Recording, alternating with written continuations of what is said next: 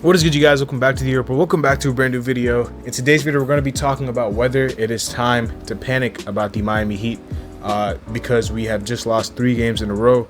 I'm sorry if this video did not get put out earlier. I was actually watching the tournament, March Madness, so I didn't have time to record until now. It's like 12:45 a.m. But yeah, bear with me because I'm going to be ranting a lot in this video.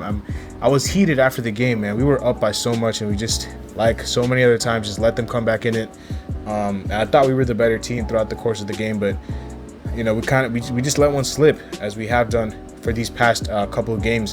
So we're gonna be talking about, you know, whether it is time for the Heat to panic, you know, some of the flaws with this team, the seeding implications, all that good stuff. So stay tuned, leave a like, subscribe, and comment down below. Let's get right into it. So as you guys all know, because you're watching this video for a reason, the Heat just lost to the Knicks 111-103, and it wasn't just the Knicks, it was a shorthanded Knicks team. You know, no Julius Randle, no Derrick Rose, you know, no Kemba Walker. I know Kemba hasn't been playing the best in New York, but he's still a solid player.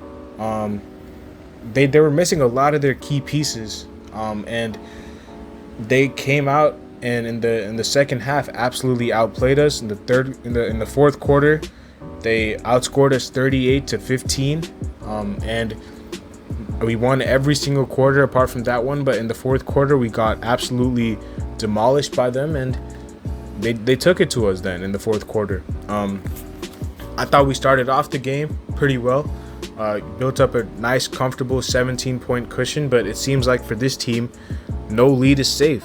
And it seems like, you know, no matter how big a lead that we have, it always seems like a team comes back at the end. And we've always, you know, we've gone through this for so long since the start of the season, where teams have come back at the end of the games, and a lot of times we've gotten away with it. We've won it at the end by like a hair. You know, that Utah Jazz game comes to mind in Miami, where we were up big and then the Jazz went on a huge run, and we were, you know, thankfully we won those games. But and in the post-game interview or slash press conference, Spo and Jimmy and everyone, Tucker, they were all like, you know, a win is a win. It doesn't matter how you win. You know, the fact that we won is fine. And that kind of concerned me, because I didn't get the feeling that this team was too concerned about these leads being blown. You know, I'm not questioning Spo, because I think Spo is an elite coach, but I just don't think the team had put enough emphasis on the fact that we have been blowing leads for so long now. And it just continued today and tonight. You know, it didn't go on our side, and now we're looking stupid because, you know, we've consistently been blowing leads for so long, and it came back to hurt us tonight in a game that we should have won. We played better throughout the course of the game, except for the fourth quarter. Jimmy had 37 and 7. You know, Bam and Kyle both had 17. Markieff looked good in the minutes he played early. We should have won this game. You know, this was a game we should have definitely won. As far as, you know, late game situations, again, something that hasn't really been fixed or addressed. You know, I don't know what's going on in the locker room, but, you know, you have to figure out a way to close out games better, because in the playoffs, I'm sorry, you're not going to win a series, you're not going to win 2 series, you're not going to go to the conference finals or the NBA finals if you do not learn how to close out a playoff game. And that's been one of the biggest question marks about this team. Who is going to be the guy down the stretch? If you're relying on 21-year-old Tyler Hero to be your closer down the stretch, I'm sorry, this team is not going to go anywhere. I love Tyler. I think Tyler has immense potential, but I just don't know if he's ready. He's 21. He's so young. We're paying 3 guys very close to max deals. 2 guys are on max deals. Kyle is very close to a max deal. And none of those guys can seemingly be trusted down the stretch to take shots to close games out consistently for this team. I get it, periodically Jimmy can close out a game for you, or Kyle can close out a game for you, or Bam. But who is going to be a consistent dude who's going to be an assassin down the stretch? We don't have that. And it seems like the best shot creator that we do have on our team is the guy who's on the rookie deal, who's 21 years old. And that is scary to me. That is very scary to me, because down the stretch, I don't trust this team. You know, we are terrible at closing games. We blow so many leads. Tonight, it wasn't just about creating shots down the stretch. The rebounding, offensive rebounds, we were absolutely manhandled on the glass. 18 offensive rebounds the Knicks had. They had 43 total. They out-rebounded us. They forced more turnovers than us, and they just gritted it out. For a team that's supposed to be a gritty, physical team like the Heat, we let the Knicks baby us in the paint. Every time a shot was missed, it seemed like Mitchell Robinson or Jericho Sims was getting the offensive rebound. And those are two athletic, rim-running bigs. Imagine in the playoffs, you're going against the Cleveland Cavaliers. Somehow, I know the Cavs, a lot of people don't fear the Cavs, but they have two trees in Jared Allen and Evan Mobley down there. I cannot imagine the amount of offensive rebounds they're going to be getting. And it doesn't have to be just the Cavs. Any team that has a dominant center like a Joel Embiid or anyone for that matter, how are you going to clean the glass? You have to do it by committee. Bam is not big enough to do it by himself. I know a lot of people are going to go at Bam for that, but we're starting. PJ Tucker's like a 6'5" power forward, dog. He's not a big power forward. He plays big because he's a dog. He's a fire hydrant. He's just a guy who plays bigger than he is, but he's not a natural, power forwards build. And when you're going against teams that are running two centers like the Cavs or whoever, the Knicks tonight were running, Obi Toppin and Jericho Sims, who are 6'8" and 7 foot, basically. And then off the bench, you had Taj and Mitchell Robinson, two centers playing the 4 and the 5. You couldn't match that. The Heat had Bam and Dwayne Dedmon, and those were the only centers, and they were staggered. Bam is 6'9". So, you're going to have to do it by committee. So, rebounding, huge issue. You have to fix that. I didn't like some of the rotations today. I love Spo, but some of the rotations were awful in my opinion. I even tweeted this. Strus out there closing games is not something we need because teams are going to consistently go at him defensively. I get it. He hit 2 threes tonight, but he had been 0 for 11 before that. So I don't understand why we did play Strus. I would have liked to play Caleb because I think Caleb would have provided more defensively. But hey, when we're closing games, it's probably going to be Tyler Hero in that lineup. If you replace Strus, it's probably going to be Hero. So the same issues you're having with Strus right now, where that teams, the New York Knicks were just going at him, Quickly was just going at Strus every time. They're going to do the same thing with Hero. And, it doesn't matter how many elite defenders you have around him. If a team is consistently trying to switch onto him, they're going to score. And that's why I keep saying whenever there's a mismatch, you have to just say, you know what, I don't care. We're trapping, blitzing, we're sending whatever we can to make sure that Hero is not isolated against a ball handler who can score, or Strus or Duncan. Because how is it that teams are able to find switches and score on us so easily, but we can't do the same for them? I don't think that Alec Burks is a tremendous defender. I don't think that Quentin Grimes or Evan Fournier, I think, is a terrible defender. We didn't exploit that. I don't think that Emmanuel Quickley is a tremendous defender.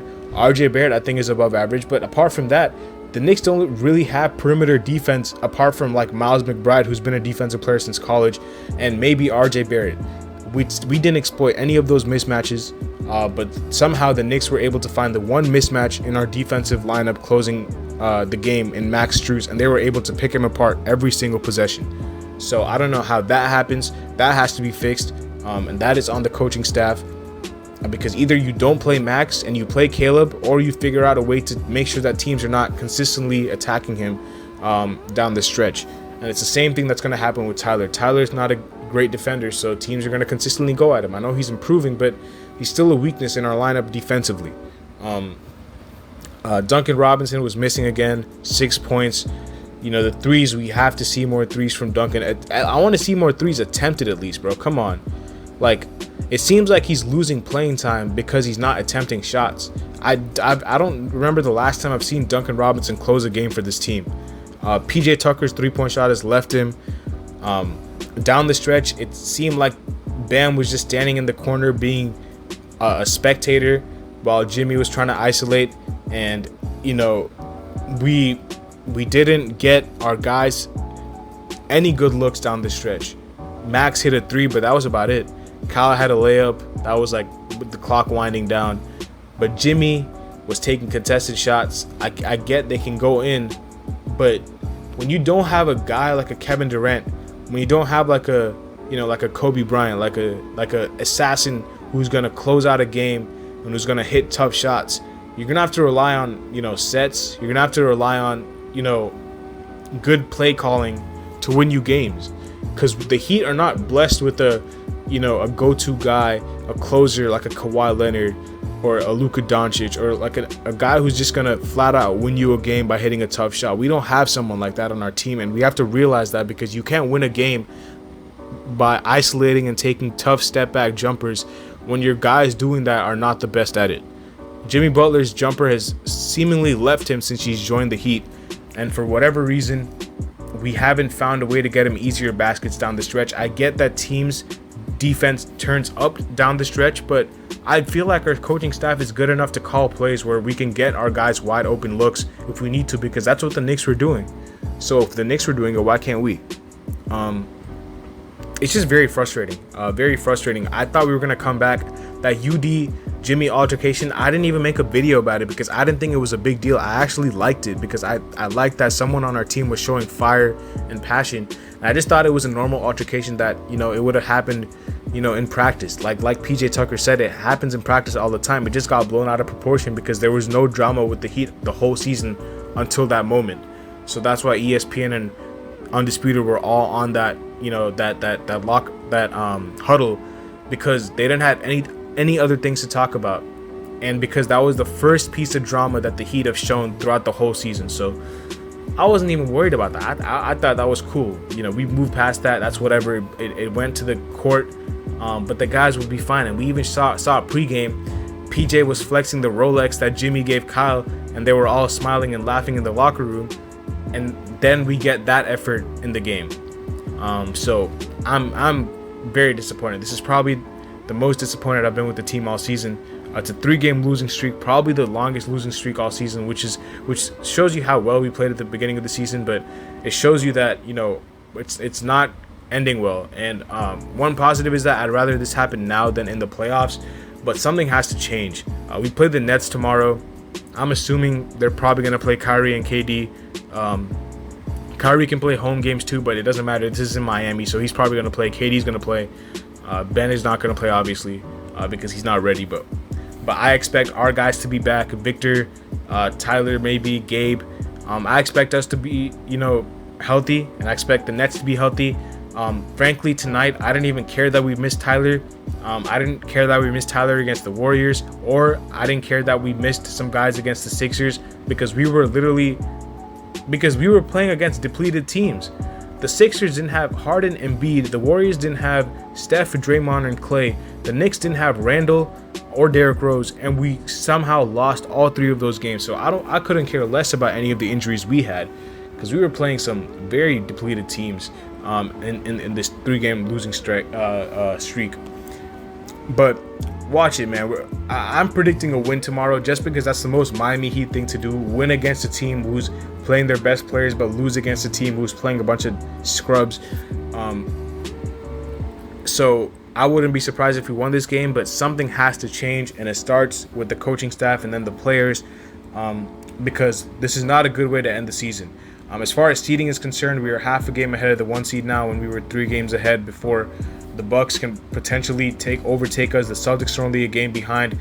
It's a tough scrap down there with the up here with the 1 seed, and then even like 5, 6, 7 is a tough scrap. It's not set in stone yet, so there's gonna be movement as we get through this to this closing stretch of the season.